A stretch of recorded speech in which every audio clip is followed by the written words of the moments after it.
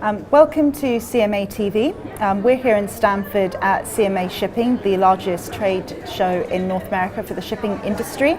My name's Roxy and I'm joined today by Joe Gross, who's the president of the CMA and also the head of dry cargo operations for IMO USA.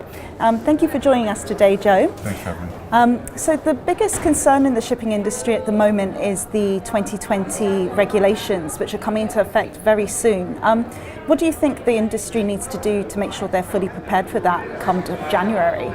Well, I think the industry is doing what it needs to do. They are preparing the ships to receive compliant fuel after January 1st, actually prior to January 1st. So they're scheduling cleaning of their bunker tanks. They are sourcing compliant fuel, whether that is low sulfur diesel fuel or low sulfur fuel oil, which is available in a few places, and working together with their counterparties, whether they are owners from whom they have long-term vessels on charter or their charters, to coordinate what needs to be done in order to bunker the tanks to the sequence it needs to be done in order to get in there, clean the tanks, whether they're doing it by hand or with chemical dosing. So I think people are pretty well squared away for the implementation of the new regulation.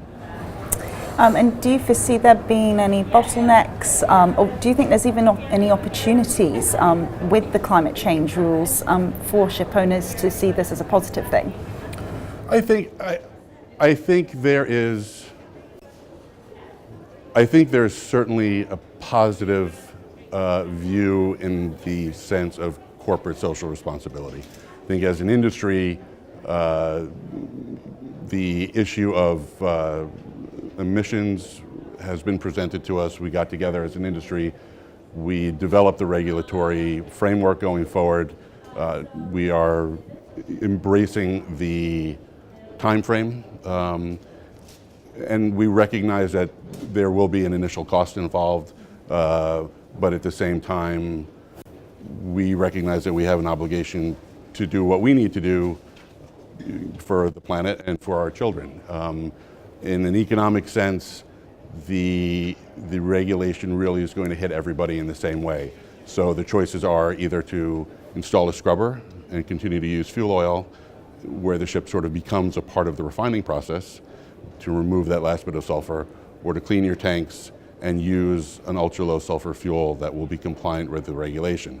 Now, whether one of those has more or fewer economic benefits, time will tell, because for the owners for whom the choice is using the ultra-low sulfur fuel oil, they'll spend more money on the fuel oil. For the owners who are choosing to install scrubbers, obviously they're going to spend $1 or $2 million plus the downtime on the ship to install those scrubbers. And there will be an amortization period where that has to be factored in as well to their operation. So, you know, when that moment happens for the scrubber owners, where they've paid that scrubber bill off and they're just going to reap the benefits of the lower fuel costs, I don't know, but it will hit everybody in a similar way, one way or another. So, yeah. Well, thank you so much, Joe. That was really interesting, and thank you for joining us today.